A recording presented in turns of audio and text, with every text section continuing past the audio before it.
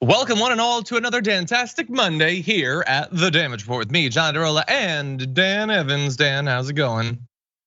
Good to be with you. Good to be one day before the election. I'm very excited. I'm very terrified. I'm feeling all of the feelings, but I feel happy to be here. I'm happy that you're here, and I like the way that you said that, because look, I'm also worried about the midterms. I'm worried about what tomorrow is going to be like. I'm worried about what implications it'll have. But let's remember, we have each other, okay? And we will survive. We might survive with fewer rights than we had going into this week, but we're gonna be okay. We're gonna try to make this a thing that can be born for you all, both in giving the information you need, but also trying to have a little bit of fun with it. We're gonna be doing both of those actually on today's show, and we will get through this. There will be another day. There will, more importantly, be future elections that maybe the Democrats won't mangle as much. So there are things to look forward to. So bear all of that in mind. And also bear in mind that we've got some amazing stories to talk about on today's show. Not only we're gonna try to catch up with all of the insanity up to and including the last 10 minutes that's happening on Twitter. We're gonna have a little bit of an update on World War Trump DeSantis. First shots fired by Donald Trump. We're gonna see how effective they actually are. The utter self-imposed degradation of Tulsi Gabbard reaches an even more ridiculous level. That'll be fun. And we've got Nazis and we've got racists, and we also have our picks. So this was sort of Dan's idea last week. We're gonna be going through some of those high profile races for the midterms, and we're gonna be going on the record what we actually think is gonna happen. And so you can evaluate as the races get finalized whether us bozos know what we're talking about or not, okay? So that's gonna be a lot of fun. And I can't wait to see you, Dan, what your picks actually are. We'll see truly how much John coasts on his producers after this prediction round for sure. Look, so I'll explain my philosophy for my picks. But yeah, no, I like to coast. Anyway, with all that said, please hit the like button if you haven't already, so that people know we're live and they can join in on the fun. And if you want to send us any tweets or comments or super chats or anything like that, we'll respond as we go. But with all that said, Dan, are you ready to start the show? As ready as I'll ever be. Okay, well, I like Dan, so I want Dan to have a little bit of fun. So we're gonna start off with a little bit of fun. Let's intro this right though with our little bumper.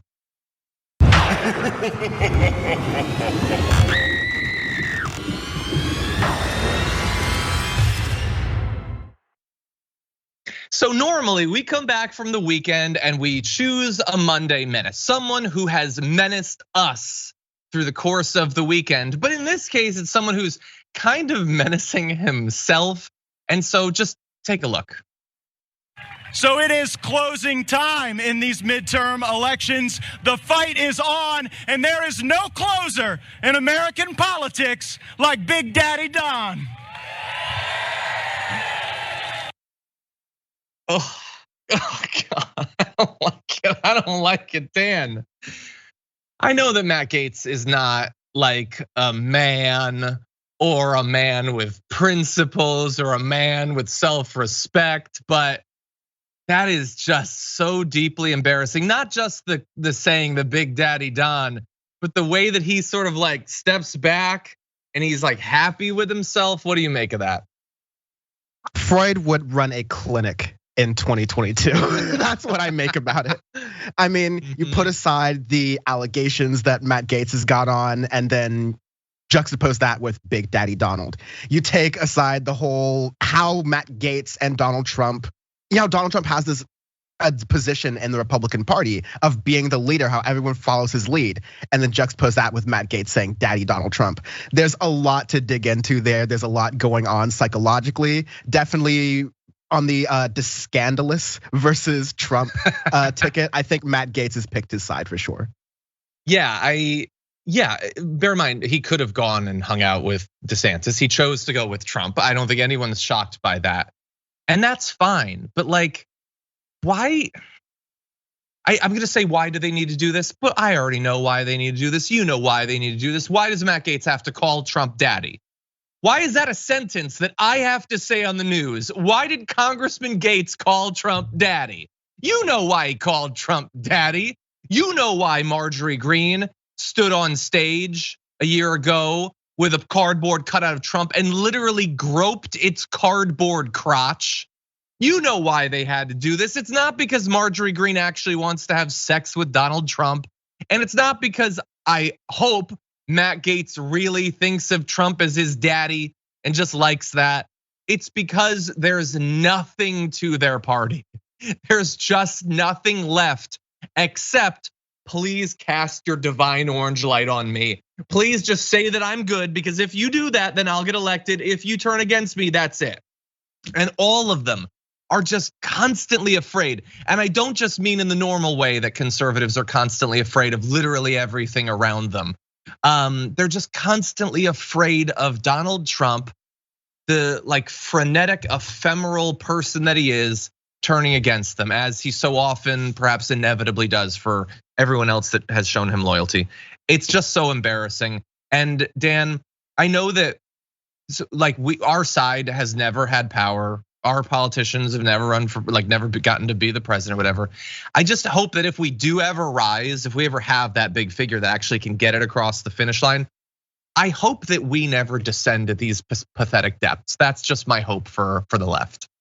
Oh, based on my experience in organizing on the left, there'll be no possible way there isn't a subcommittee meeting and a hearing and another meeting before any of that kind of sycophantic stuff happens. Like, listen, the left doesn't really do idol worship. The closest thing you got to that was Bernie Sanders, and even while he was running and doing well, there was discourse island constantly takes upon takes about what is he doing things right, even from the left, let alone what was coming from the right and everything else. So like the right wing is really good at going, this is our guy, this is our person who will do our things for us. We don't care about his character, even if it contradicts with our policies, because we're devoid of policies. We just want to get elected and have power and do what we want to. The left in this country is just very much not like that. And the left in a lot of places is just very much not like that. Even though the right will claim that, it's always projection. It's what they always do.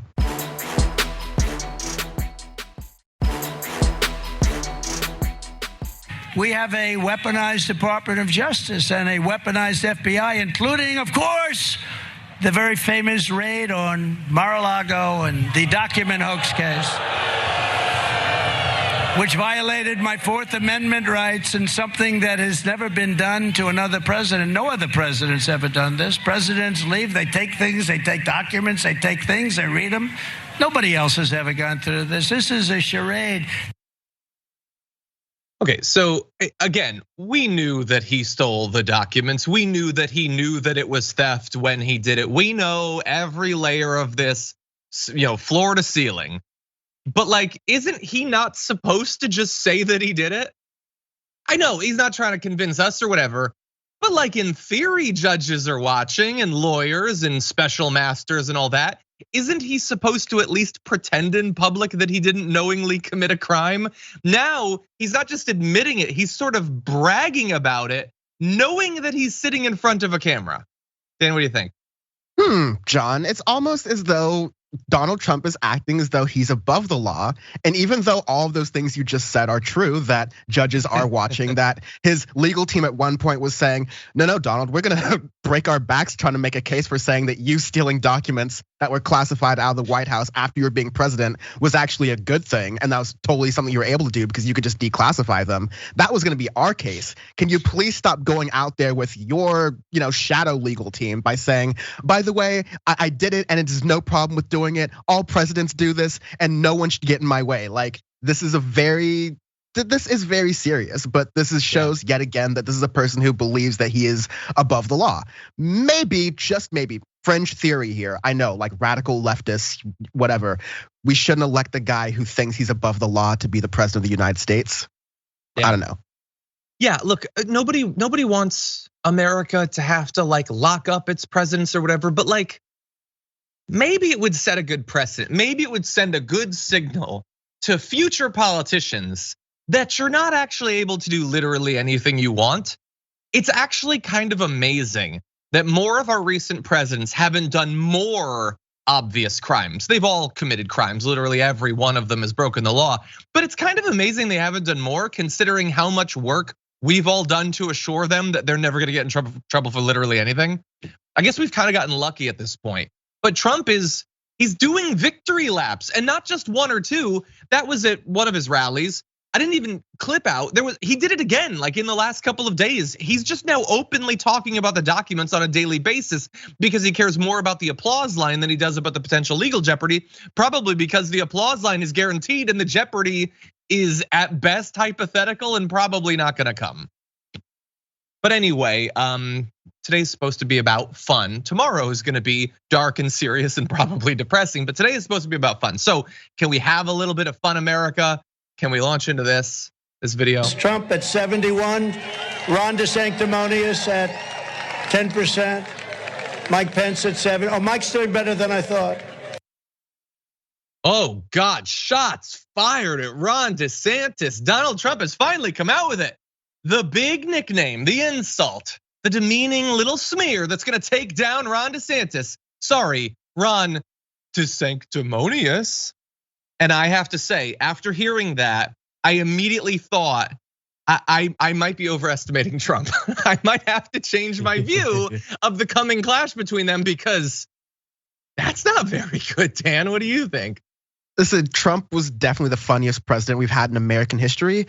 That's a low bar, all right? Like, so this is definitely, and Donald Trump has been known to workshop these kind of things. I think he's been better in some cases, but some of these nicknames have definitely been worse. This is probably on the low bar of the scale for sure. I'm definitely gonna use this as an arbitrary scale at some point to review music on my podcast, but I was actually in my shower this morning. I was thinking, Gavin Newsom has wanted to run for office since he's been a zygote. So what's his nickname gonna be? Is it gonna be Greasy Gavin? I think you could do so much more with G than you can with DeSantis. But I think Ron DeScandalous is something that I'm stealing from one of my friends. Like, there's a lot of gray area. There's a lot of room you have to work with. I think sanctimonious is just. And forgive me for being a little bit too condescending here. Oh no, Dan from the internet being condescending. But I think sanctimonious is just too big of a word for a lot of Trump's base right now. I think it's just yeah, it's too big for Trump. It's definitely too big for at least some of his base. Like, it's too much for me. What? Like, that's the best you've got. Like, apparently Emma's been going with rip off Ronnie. That's not bad. Some people are saying DeSat ass. I don't know about that, but how about like wrong DeSantis? That's dumb. That's childish. Go with wrong. And that way, every time you think of Ron DeSantis, you think, yeah, but isn't he kind of wrong? And honestly, considering how much of a satanic panic we're in, call him Ron DeSatan. Like, I know that that's kind of ridiculous, but that's the level of your party at this point.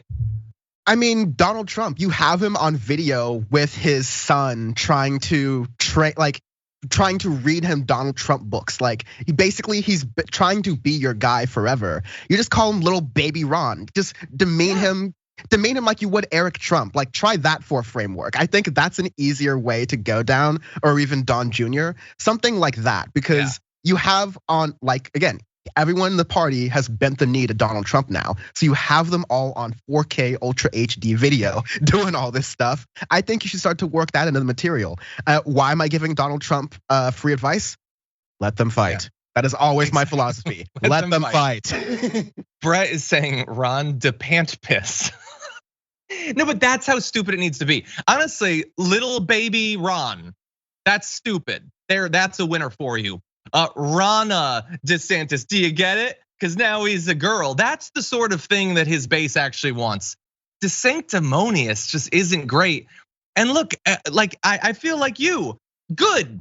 If it's super weak, then they'll drag out this fight and all of us can watch and it'll be great. But here's the thing that makes it even more embarrassing for Donald Trump, who I don't think is as talented as a lot of his supporters think, but he at least has come up with names that have stuck, like Lil Marco and Lion Ted and Low Energy Jeb, those sorts of things. Apparently, he's been privately testing nicknames for DeSantis with his friends and advisors, including that one, and that's the one that he went with. This is the product of like product testing of like test groups, and that's what you've got. And apparently, he might have gotten it from Roger Stone, who's been calling him Ron DeSanctimonious, like on Truth Social. This is Donald Trump, who like his main product is nicknames, and Roger Stone, who's supposed to be this like vicious political hitman, and they've come up with DeSanctimonious. I just don't get that. Now look, They've gotten a little bit of an assist in the last couple of days in that Ron DeSantis did come out with a new ad that invokes God 10 times in a minute and a half and implies that Donald Trump created Ron DeSantis to be a fighter. That is sanctimonious. That doesn't make it a good nickname though. And already, even as weak and as bad of a nickname as that is, some of the right wing are not responding well to it. Piers Morgan says bizarre decision for him to mock DeSantis right before the midterms. I think it's the most sensical decision. He doesn't want Ron DeSantis to be popular. He'd like him to win, but he'd also probably be perfectly happy with him losing. Matt Walsh says DeSantis is an extremely effective conservative governor who has had real policy wins and real cultural wins. Trump isn't gonna be able to take this one down with a dumb nickname. He better have more than that up his sleeve. I kind of agree. Also, nice job launching your public attack against the most popular conservative governor in America 3 days before the midterms when we're all supposed to be showing a united front. I don't know what Matt Walsh has said about the 2024 primary or whatever, but I would assume that he wants you to believe right now that he's a supporter of Donald Trump, because if not, he'll lose his audience. But that sure seems like a guy desperate to switch over to Ron DeSantis. I don't know, like the Kurt Schlichter, who wrote a book defending Trump in 2020, is saying he needs to back off of this, stop doing it. But do they not know what the primary is gonna be between those two? Do they think it's gonna be Ron DeSantis and Donald Trump like coming up with different like tax plans that they then debate in public? Or this is what the thing is gonna be, Dan? I feel like they haven't been paying attention the last few years. It's gonna be lower than last time when candidates' wives got involved, right? Mostly by Trump bad-mouthing them. Like, it's going to get worse than that, because it's not only going to get personal, it's not only going to, I mean, at least for my personal enjoyment, involve all the times that every single one of these candidates has groveled to Donald Trump over the past 5 to 7 years. But it's also going to drag minorities, people of color, marginalized communities, all the supposed culture wars that Matt Walsh is talking about. It's gonna also add to the negative space that's happening in the United States right now, where all these communities are under enhanced threat of violence. So it's gonna be bad in that way, but I don't get why people expect anything different, because, well, gee, it's not like any of these candidates haven't run elections before. Like, Trump literally ran an election. He's been running for president since he effectively lost. He hasn't even admitted that yet, so, you know. Exactly. Yeah, and on the other side, Ron DeSantis, I'm gonna make that stick, has been running for like decades. He's wanted to be president. In fact, we're not gonna be able to fit in the show today, but we do have this stuff, reports from students of his from back when he taught at this private school.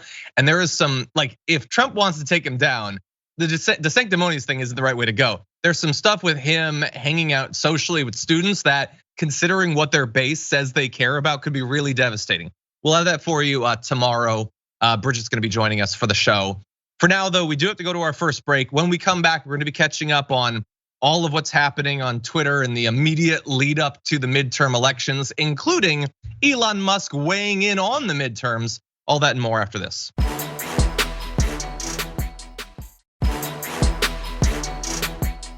Okay, so tomorrow is gonna be our crazy long day, and already I'm seeing comments saying John looks tired. Well, then we're doomed. It was daylight savings time though. That's always rough for everybody. It takes me a while to. I did election coverage with you many a nights, John, and you are a trooper. You will keep going. You're a veteran, and I demand the audience give you a little more respect on John's name right now. Give me the respect that I weirdly have him backing me up and thinking that I do. And that usually does not happen. I'm usually playing bust nuts with John any point possible. So take that one seriously. Yeah, not in the midterms week. Nobody can take it on the midterms week. Anyway, with that said, okay, everyone, when is John starring in Greece? See, that's what I'm normally getting. That's why I'll take the Chris Evans thing. Anyway, with that said, why don't we jump into our big social media catch up, starting with this topic. Verification, which isn't verification anymore, is the big focus on monetization for Twitter. And it actually appeared to roll out earlier than initially planned. With this message going out saying that starting today, that's as of the weekend, the new Twitter Blue is out, including the blue check mark. Your account will get a blue check mark just like the celebrities, companies, and politicians you already follow. Well, not just like it, they had to actually provide documentation proving that that's who they are. That's the whole point of the check mark. It's a safety feature, so those people don't get impersonated and you can actually trust that who you're talking to is who they say they are. It doesn't have that anymore. It's not gonna verify you. Oh, also, it doesn't work. They immediately discovered that people were not getting the blue check mark. A lot of Elon Musk fans were tweeting out that they purchased it, but they see no check mark. And honestly, I understand why they're mad. If you're paying $8 for a tiny little blue JPEG, then you probably deserve to get it at that point, but it didn't. And turns out it was broken, the process. They couldn't get it working in time, maybe because they fired half of their employees over the last week. And so now they've backtracked and said that the paid verification plan, which again is not verification, it's a blue check plan, will not be coming out until after the midterms, which is for the best.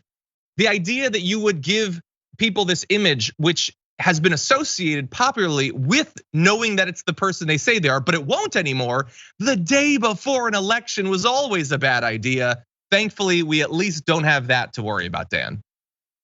I know I want to keep my comments quick for this segment because there's a lot to get through. I will just say one thing that Elon Musk will never point out is that this is what the left said, is that like, hey, you're going to have this verification issue. Hey, this is going to be a problem. Hey, you're going to haphazardly fire half of your employees. Twitter's not going to function properly. Meanwhile, the right was going, yeah, give everyone blue check marks. Yeah, trigger the blue check marks. Yeah.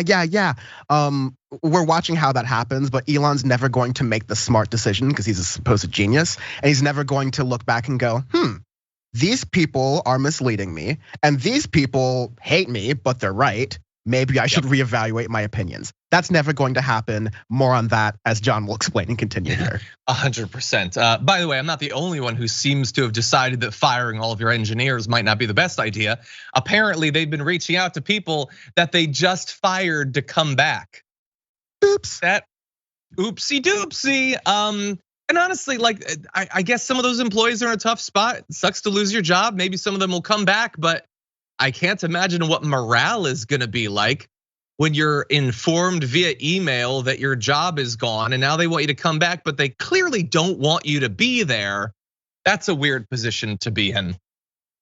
Anyway, by the way, my final thoughts on the whole verification thing. I would be fine with this if they just did not call it verification and didn't make it the blue check mark. Let's be very clear. All of the right wingers who say that the blue check mark is elitist and that's why they don't like it. That's the only reason Elon Musk is doing this, is because he knows some of those people very much do think it's elitist, but would like to be a part of that elite, except that it's just an image. Honestly, if they just made it a blue badge or something, there'd be nothing wrong with that. It's tying it in with a safety mechanism that's so insidious. Wanting to get as a part of your monetary support, like an indication that you're like a visible indication is fine. By the way, on YouTube, if you're a member of the Damage Report, you get a badge next to your name. There's nothing wrong with that. But the badge doesn't imply that you're better than everyone else. How many times do I constantly say that while I appreciate everyone who monetarily supports the network or the Damage Report specifically, that's not the difference between whether you're a part of the community or not. You're just as much of the part of the community, whether you've never sent a super chat, never been a member, any of that stuff. This is designed explicitly to convince people that you're only a part of the good group if you pay the richest man in the world $8 a month. And I can't think of anything more ridiculous than that. Well, I really fast. I think two things are being conflated here, and I think it's being insidiously done by the right wing, and kind of Elon Musk is falling for it as usual, which is there's two ideas behind verification. Is this real people versus we care about the real people being verified as being celebrities, people with platforms, because if they are verified and they say certain things, it could potentially be more influential. Yeah, even on YouTube, you can be whatever size creator, just go through some steps and verify yourself. And I think that's a good feature that all social media platforms should have. Like, I am a real person, not a bot or a tool. And bots verify themselves on Twitter. And like bots note themselves as bots. That's totally fine to do. But what Elon Musk is doing is saying, okay, let's make everyone verified so we can all have people impersonate accounts, but just say parody behind them and cause chaos and havoc as long as they have $8 a month. Ridiculous. Yeah, and honestly, look, I don't like them being tied together, even if it was real verification. But at least if it did actually require verification, there would be a case to be made. It's the stripping away of the safety part while having the mark there, which is going to fool people into thinking they can trust these accounts when they can't. And especially under the guise of supposedly being against spam and scam, when literally every crypto person is gonna buy 50 of these as part of an investment to make their NFT seem legit. His idea that nobody is going to be willing to pay $8 as part of scam makes no sense whatsoever. The bot networks are already bought. This is just going to slightly increase the cost of the bot network. It's just like, anyway, I want to turn to another aspect of this. Yeah, go ahead. Yeah, we've got a lot to get to. Don't worry about that. Anyway, we had heard that comedy is now legal on Twitter once Elon Musk took over, but apparently one form of comedy still is illegal, I guess. Now he tweeted just yesterday, going forward, any Twitter handles engaging in impersonation without clearly specifying parody will be permanently suspended. Any name change at all will cause temporary loss of verified checkmark, although I'll point out again that the checkmark doesn't mean that you're verified. They're not gonna be requiring that. But why all of a sudden this massive change in their policies? Well, maybe it's because, as Ken Klippenstein points out, there were accounts saying things like, my wife left me while pretending, kind of, to be Elon Musk. Now, the fact that it said in parentheses real was maybe an indication that this was a parody, but that account was destroyed. You've got Jeff Jacques saying, as if they were Elon Musk, Grimes never said I had a weird dick and smelled like nachos, and if he reposes, you'll be arrested. They were suspended. Kathy Griffin got suspended. Even Sarah Silverman got suspended for the crime of pretending to be Elon Musk while saying, I am a freedom of speech absolutist and I eat duty for breakfast every day. Her account was locked. So I guess comedy is legal if the great ruler of Twitter is okay with it. Maybe if it's mocking people he doesn't like rather than mocking him. Do you start to get an idea of why having an incredibly thin-skinned billionaire as the owner of a social media platform might not be the best thing? It's also an incredibly short-sighted billionaire because everyone was saying, okay, if you give everyone with $8 a month the ability to verify themselves, and you're going to have rampant misuse of verification. The verification means so many different things on so many different social media platforms. This is stuff that has been taught in schools to kids to make sure they can figure out news literacy. And now Elon Musk is breaking that thing. So it's going to cause irreparable issues to a country and a social media platform that misinformation is already running rampant in. And of course, he doesn't really care because to him, this is a $44 billion vanity project. Exactly. Yeah, look, you honestly, should you have policies to stop impersonation? Yes, I would argue they did. It was verification, which you decided to destroy, Elon Musk. So what do you know? Your knee-jerk thing that you decided to do to make right-wing trolls happy and generate some money. Hey, what do you know? There was actually a more important purpose behind that you either didn't or couldn't understand. And that's having ripple effects that are making this more complicated. Do you see how when we were saying initially that this is fundamentally not a set of problems that you can fix with engineering, that is true. This is a social media company. It's not just a battery or an engine. Most of the problems that are facing Twitter are not things that more engineers could fix. And even if they were, he fired half the engineers. So he is not, like, going into this process, he's not psychologically or emotionally ready to deal with these problems. He doesn't understand the basic nature of the company that he has purchased.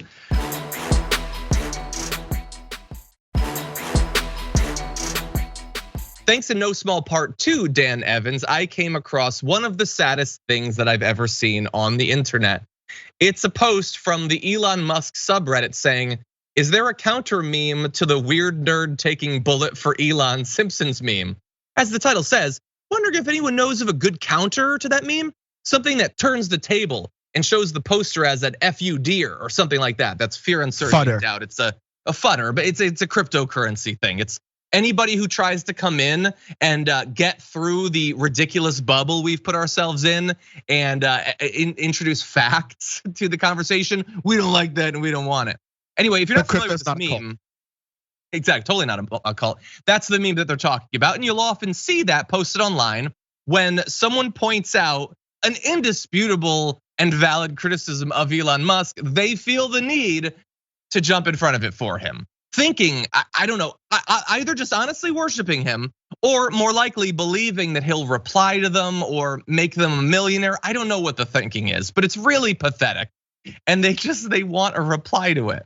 Dan, when I first saw that, I just thought, there's gotta be a better way. There's gotta be a hobby or a different community. Why are you, they're already on a subreddit dedicated to Elon Musk, which is already so sad. They found a way to make it sadder. Oh, I'm definitely making content about this as we speak. But when I posted that one famous "How long till Elon Musk gets the guillotine" like infamous tweet that he actually responded to, I had people in my replies for days who were, some of the darker things that were almost threatening, but if anything, were more revealing about the state of these people who are like, how dare you threaten someone who is changing the world? I would give my life to Elon Musk. Like, that's a literal screenshot I have that someone said. Other things are like, if it wasn't for Musk, I would unalive myself, like things like that. Like, it's actually speaks to a state of depression that a lot of people maybe have taken their hopelessness in the world, and instead of trying to figure out how they can improve that through either electoral politics or outside the political system, as maybe some of the viewers of the show might, they just go, let's hope this rich billionaire who seems really cool just does all the things and like changes the world for us, because I'm throwing my hands up and giving up everything. It's a sad state of affairs, these people, but like they won't just let the idea that they're wrong like sit in. They're like, hey, does anyone have a counter to this thing that's actually causing me to experience FUD, fear, uncertainty, and doubt over my cult-like fascination with Elon Musk? Can someone help me like it's actually a sad thing. I want to like reach out to that person like in real life and sit down with them and go like, where has society materially failed you? And I want to turn them into a Marxist, because I think I can fix him. I know. Well, you'd like to think, but it's just these people they like this feeling. They think, like with Trump, Elon Musk is hurting or plans to hurt the people that I don't like, and so he's got to be awesome. But he's not awesome. He's just not. Like, buying Twitter for like $20 billion more than it's worth is not an amazing business deal. Calling someone who's trying to save those kids in a cave pedo guy is not awesome. He's not actually, like, can you say I like Tesla cars and I want the right wing to be benefited on social media, but he's also cringy and try hard and needy? Can you just admit that? Why does everything have to be perfect? Why can't people hold like multiple thoughts in their head at the same time? Well, anyway, this is about how pathetic they are, but I want to turn to substantively why it's important whether Elon Musk owns this or not. The day before the midterm elections, the richest man on the world, who just decided to buy one of the most important for politics and news social media companies in the world, Twitter, decided to tweet, and I understand we don't have this, to independent-minded voters, shared power curbs the worst excesses of both parties. Therefore, I recommend voting for a Republican Congress, given that the presidency is Democratic. Now, that's couched in lies about this being about balancing power rather than him just wanting conservatives in power, and bet every cent you have that in 2024, if he's successful and the Republicans control the Congress, he will still find some way to endorse a Republican having unified control over all branches of government. But that is the richest man in the world on the social media site that he just bought, telling its user base to vote for Republicans, despite spending the last year and a half saying that Twitter will only be a success if it's politically neutral. Suddenly, the neutrality is gone. Like, people are voting right now, okay, early voting, setting in their ballots, and tomorrow they will be at the ballot box, and they were just told by this rich a-hole that they should vote for Republicans, which is, Dan, we should admit, his right. He can do this. But the idea that Twitter is going to be a nonpartisan, neutral public square is a ridiculous idea. It always was, and he's proving in the lead up to the midterms how little he actually cared about that. Oh, aren't you glad you have me on this episode? Because I have brain rot, and so I can tell you that another tweet that you unfortunately don't have from the 15th of June of this year, when Elon Musk was talking about buying Twitter. So again, this is pointing to what you're saying about his influence. He was saying that in Texas, he voted for congressional candidate Mayor Flores in the Texas's 34th congressional district, the QAnon congresswoman who was running. He said, first time I've ever voted for Mayor Flores, or first time I ever voted Republican, massive red wave in 2022. So he's literally just no different than like a Joe Rogan reactionary who just moved to Texas from California because he decided he likes steak and like wants to vote Republican down ballot now because he feels like that enhances his manliness or something like that. When in reality, an engineer, supposed rational person like these people idolize would not look at a QAnon person and go, yeah, this is my person. Yep, no matter what's going on politically, I care much more about cancel culture and Dr. Seuss books and QAnon conspiracy theories than I care about climate change or the environment or going to space or any of the other aspirational things they supposedly care about. Yeah. It shows how ridiculous they are. It shows how politically stupid they are actually. And I have no problem saying that until I get banned off twitter.com. Exactly. Well, look, I want to go to just one more thing before we move on, because it is one thing to have, an obvious partisan actor using this platform to advantage one side. But I want you to start to think about going forward in terms of the actual technical changes he'll make to Twitter, how that will affect everything. So let's jump into one more topic. Elon Musk has promised that he's going to make Twitter better to use, have less spam, and make it more fair and neutral. Now, of course, he's been responding nonstop to right-wing grifters and con artists this entire time, calling into question which side he actually is most interested in. Neutrality doesn't really seem to be it when you're responding to these people. But understand that the right-wing concern about Twitter has always been that they're not fair enough to right-wingers, that they shadow ban them. Now, bear in mind that research projects have shown that the algorithm of Twitter advantages right-wingers, not just in America, but in countries around the world, more so than it does the left. But they have had a problem with the idea of shadow banning, even if they could never prove that it was actually happening. It is apparently coming now. Take a look at this. But if we can get enough verified users, and we're going to prioritize Twitter search, replies, mentions by verified users first, and yeah, this is if you're payment verified with blue checkmark, then you're prioritized. And hateful conduct pays. But if somebody risks losing even $8, the net effect will be over time that the verified users will pretty much always be at the top of comments and search, and you won't really see. You'll have to scroll far to see the unverified users, which will be the bots and trolls and whatnot. Okay, so that was incredibly clear. They are going to be shadow banning people who don't pay them, okay? They'll say it as the people who pay us are advantaged. But if you don't pay, your replies, your tweets will be pushed down by the algorithm, okay? So they've been saying they don't like shadow banning. They're introducing shadow banning. They're going to extort money out of you, or else your replies and comments and all of that will not be seen by the people you want to see it. It took less than 2 weeks to move from comedy is legal, everything's gonna be neutral, we're down with the shadow banning, to reversing on literally every part of that, Dan. Yeah, I don't think conservatives realize this yet, because this was predicted by a lot of folks that he is going to have to go back on many of the promises that he made by buying Twitter, that he was going to get rid of shadow banning, that he was going to get rid of bots, he was going to expose some of the things that are being done on all these platforms. But yeah, he's gonna have to go back on all these things because he's gonna have to run a business that advertisers want to be on. I mean, yet another thing he tweeted was saying that something like back in the day, this is how news used to be carried or whatever, and it was like a soldier carrying birds in the background. That was actually referencing a like Nazi imagery or something like that. Like eventually, Elon Musk is gonna have to realize, advertisers may not want to advertise and spend money on a website where the CEO is tweeting Nazi imagery at random. Like, it's just a surprise. Like you may not know this, but you may wake up and realize that you, chief marketing officer at Pepsi, is advertising on the Nazi website run by yet another American Nazi adjacent car lover.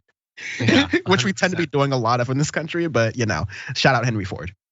Yeah, no, and I agree. I think that the idea that right wingers have of what Twitter will become is untenable monetarily. But understand there is a sort of middle ground where they don't allow you to literally just spam the N-word in all caps, but they manipulate the algorithm to benefit right-wingers even more. They introduce this shadow banning, creating a literal class system for social media. There are all sorts of bad things they can do that subvert the idea, the spirit of Twitter, while still technically providing enough cover that GM is willing to start advertising on it again. And we're gonna see over the next few months, over the next year or two, exactly what they end up doing there. But does anybody at this point actually think that him taking over will make it better for its actual users? It's already making it more expensive. Just to maintain the status quo where you can tweet a thing and people will see it, you now have to effectively pay Netflix bucks for that. Who's happy about this change? How has this benefited anyone other than the wealthiest man in the world and right-wing propagandists, honestly, at this point? Anyway. My last thing is that like these people have like, they have $8. We see how much right-wingers can raise. We see how much these like right-wing libertarians who straight up don't believe in democracy, who are like right-wing adjacent, they have a lot of money. They have a lot more than $8. They can flood this entire website with accounts. It's just a game of when the public realizes that Twitter is not the space it used to be versus how fast this misinformation can spread. Way to go, Elon Musk. You're supercharging fascism in this country. He's so awesome. Anyway, with that said, we got a lot more news to get to. Don't go anywhere. We'll be right back.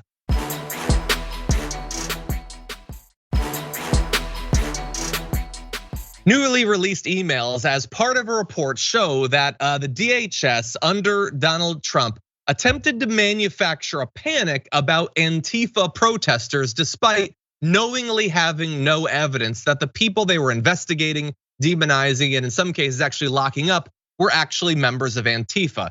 We're gonna show you a picture of this email here. You're probably not gonna be able to make out much of it at this scale, but it basically says, we want you to begin designating the people you round up as Antifa, even though there's no evidence that they are ascribed to an Antifa ideology or that Antifa is an organization at all. They just desperately wanted to have it. This report shows that descriptions of orders being handed down to senior leadership instructed them to broadly apply the label violent Antifa anarchists inspired to Portland protesters unless they had intel showing something different, which I just want to point out, I know that few people watching this are probably intelligence analysts. That is not how this is supposed to work. You can't just declare that everyone in Portland you arrest is a member of Hydra unless there's a compelling alternative explanation. The evidence is supposed to prove who they are. That's the whole point. But it's clear that this was goal-oriented. The Trump organization, the DHS under Trump, liked the idea of this being Antifa. They liked the idea that Antifa was a thing. They were constantly putting their attention and trying to show that there was some sort of centralized financing network for Antifa protesters, even though they could never see any evidence of that. And so look, there are a lot of stuff that happened during those roundups of protesters, especially in Portland, that maybe is more immediate, more important than just how they were categorized. But the complete lack of interest and accuracy in how they were identifying these protesters is really scary. And remember, these same people might be in power once again in just a couple of years. Dan, what do you think? That's the thing that scares me the most about this, is that they've shown that their willingness to do things the business way, which is their dirty business way of, let's see how we can cook the books. Let's see how we can figure out these numbers here, which goes against, the law, where you're supposed to prove people guilty, but until then they're innocent, where they have rights, where you can't just say, will be a lot more convenient for me politically as a president to have this narrative out there about people who are being arrested. So let's just paint the narrative like it is, rather than, or paint the narrative like I would prefer it to be, rather than the reality. Yeah. Generally, the conservatives are supposed to be against the whole Orwellian 1984. You have one leader who tells everyone how things are, who changes the rules kind of thing. But they literally never will ever mind it if it's someone on their own side, especially if it's Donald Trump. Yeah, 100%. And let's just point out that I'm sure there were some people that would call themselves Antifa. But it is always the case when Democrats or anyone left of center protests, one of the things that makes it more difficult sometimes for us to achieve our goals is we don't all think the exact same way. We don't all pursue the exact same goals. We don't follow the exact same leaders or organizations. There is actual diversity of thought, so much so that sometimes, again, it makes it difficult for us to accomplish our goals. That isn't good enough for the regime. They want to be able to just point to one like monolithic enemy that they can demonize. And at the same time, can we also acknowledge that it's kind of ridiculous that according to them, everyone who opposes them is anti-fascist. Like, that's the one organizing characteristic. If you don't like me, you're probably against fascism. That's a really interesting tell from the DHS there. Anyway, with that said, I want to close off this first hour with maybe a little bit of fun. We're gonna have just a couple more opportunities before the midterms to make fun of Herschel Walker. So let's enjoy it while we can, starting with this. Join me now in welcoming your next US Senator, Herschel Walker.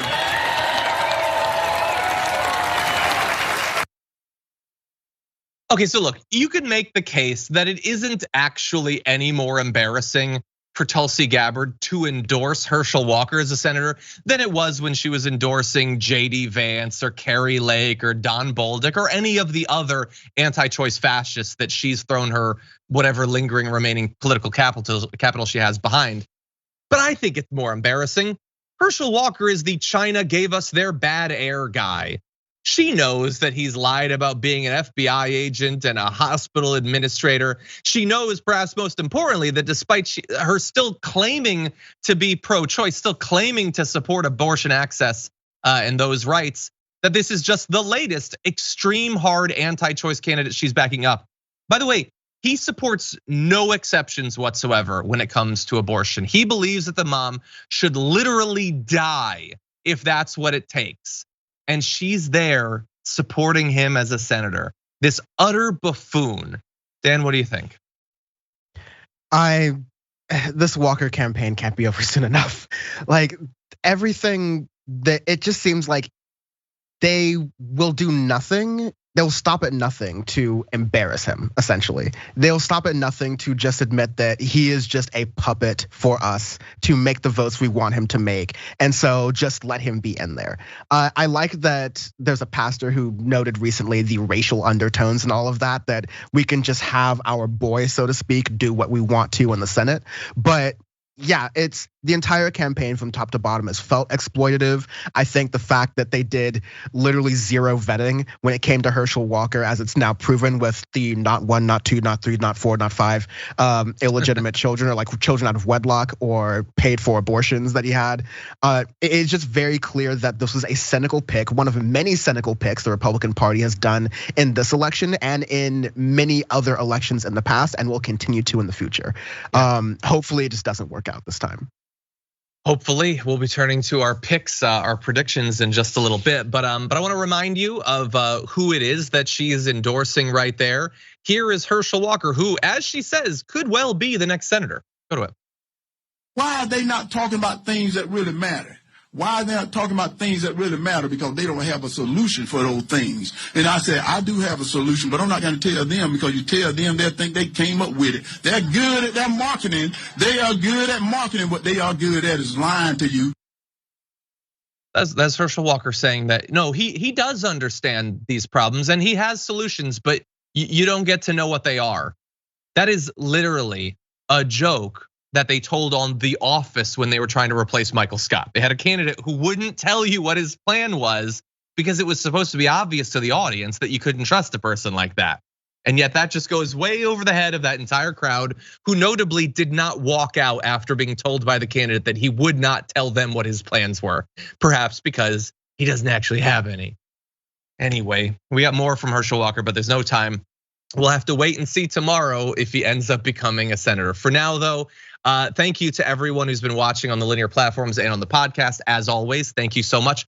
But if you're watching the full show, we're gonna be back with the aftermath in just a few minutes. And we've got some insane stories to talk about, but then we will be giving you our final political predictions for the midterm. So don't go anywhere. Dan and I will be back after this.